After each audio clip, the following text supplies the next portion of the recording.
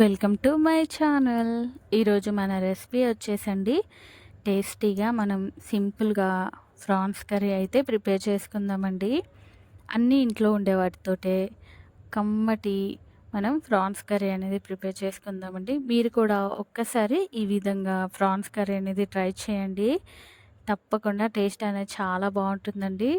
అలాగే సింపుల్గా కూడా కర్రీ అనేది అయిపోతుందండి. మనం కర్రీ ప్రిపేర్ చేసుకోవడానికి ముందుగా ఇలా స్టవ్ పైన ఒక కడాయి పెట్టేసుకొని ఒక 4 టేబుల్ స్పూన్ల ఆయిల్ అనేది యాడ్ చేసుకున్నానండి. అలాగే కొన్ని గరం మసాలాలు కూడా యాడ్ చేసుకొని గరం మసాలాలు అనేది వేగేటప్పుడు ఆనియన్స్ అనేది ఒక 1 కప్పు తీసుకున్నానండి. చాలా సన్నగా తరుక్కున్న ఆనియన్స్ అయితే తీసుకుంటే మన ఫ్రాన్స్ కర్రీకి అనేది బాగుంటుందండి. ఈ ఆనియన్స్ అనేది కొంచెం ఇలా బ్రౌన్ కలర్ వచ్చే వరకు ఇలా వేయించుకొని ఇప్పుడు దీంట్లోనే కొంచెం కరివేపాకు కూడా యాడ్ చేసుకొని అలాగే ఒక 2-3 పచ్చిమిర్చిని అయితే యాడ్ చేసుకున్నానండి మధ్యలో చీల్చుకొని.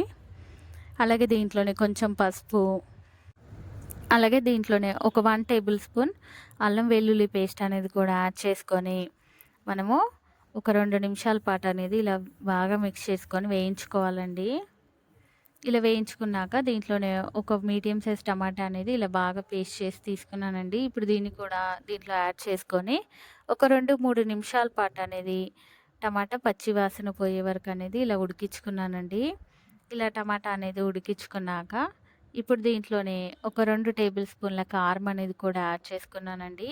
అలాగే ఒక 1 టేబుల్ స్పూన్ ధనియా పౌడర్ అనేది కూడా యాడ్ చేసుకొని మన రుచికి సరిపడా సాల్ట్ అనేది కూడా యాడ్ చేసుకున్నానండి. అలాగే ఒక 1 టేబుల్ స్పూన్ గరం మసాలా, ఒక హాఫ్ టేబుల్ స్పూన్ వేయించుకున్న జీలకర్ర పొడి అనేది యాడ్ చేసుకున్నానండి. ఇవన్నీ యాడ్ చేసుకున్నాక ఇలా ఒకసారి బాగా మిక్స్ చేసుకొని మసాలాలు అనేది ఒక 3 నిమిషాల పాటు అనేది మూత పెట్టి అయితే ఉడికించుకున్నానండి. చూడండి మసాలాలు అనేది ఇలా చక్కగా ఉడికిపోయాయి కదండి. ఇప్పుడు దీంట్లోనే నేనైతే అరగంట ముందే వాష్ చేసి పసుపు, ఉప్పు అనేది కలిపి పెట్టుకున్న ఫ్రాన్స్ అనేది ఫ్రీజర్‌లో పెట్టి తీసుకున్నానండి. అరగంట ముందు పెట్టేశాను. ఇప్పుడు ఆ ఫ్రాన్స్ అనేది కూడా దీంట్లో యాడ్ చేసుకొని ఇలా ఒకసారి అయితే నిదానంగా మిక్స్ చేసుకుందామండి. మసాలాలు అనేది ఫ్రాన్స్‌కి అనేది బాగా పట్టే వరకు ఇలా మిక్స్ చేసుకున్నాక దీన్ని మూత పెట్టి ఫ్రాన్స్‌లోని కొంచెం వాటర్ అనేది బయటకొచ్చేసి ఫ్రాన్స్ అనేది కొంచెం కుక్ అయ్యే వరకు మూత పెట్టి ఇలా కుక్ చేసి తీసుకున్నానండి. అలాగే దీంట్లోనే ఇప్పుడైతే ఇలా ఒకసారి మిక్స్ చేసుకున్నాక మన గ్రేవీ కోసం అయితే నేను దీంట్లో కొంచెం వాటర్ అనేది కూడా యాడ్ చేసుకున్నానండి. వాటర్ అనేది యాడ్ చేసుకున్నాక ఇలా ఒకసారి బాగా మిక్స్ చేసుకొని ఉప్పు సరిపోయిందో లేదో ఒక్కసారి అయితే చెక్ చేసుకొని దీన్ని మనము మూత పెట్టేసి అయితే నూనె పైకి తేలి కర్రీ అనేది కొంచెం చిక్కపడే వరకు అనేది కుక్ చేసుకుందామండి. చూడండి మన కర్రీ అనేది కుక్ అయిపోయిందండి. నూనె అనేది చక్కగా పైకి తేలింది. కర్రీ కూడా చిక్కబడిపోయింది కదండి. ఒక్కసారి ఇలా మిక్స్ చేసుకొని దీంట్లోనే ఇప్పుడు సన్నగా తరుక్కున్న కొత్తిమీర కూడా యాడ్ చేసుకొని మరొక 2 నిమిషాల పాటు అనేది కర్రీ ఇలా మగ్గించుకొని ఇప్పుడైతే మన స్టవ్ అయితే ఆఫ్ చేసుకుందామండి. మన కర్రీ అనేది రెడీ అయిపోయిందండి. ఎంతో టేస్టీగా సింపుల్గా అన్ని ఇంట్లో ఉండే వాటితోటే కమ్మటి మసాలా ఫ్రాన్స్ కర్రీ అనేది రెడీ అయిపోయిందండి.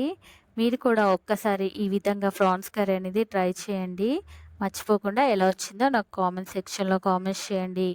అలాగే ఈ వీడియో కనుక మీకు నచ్చినట్టయితే ప్లీజ్ మర్చిపోకుండా లైక్ చేయండి. అలాగే నా మరిన్ని వీడియోస్ కోసం ప్లీజ్ మన ఛానల్ని మర్చిపోకుండా సబ్స్క్రైబ్ చేయండి, షేర్ చేయండి. Thank you for watching the video.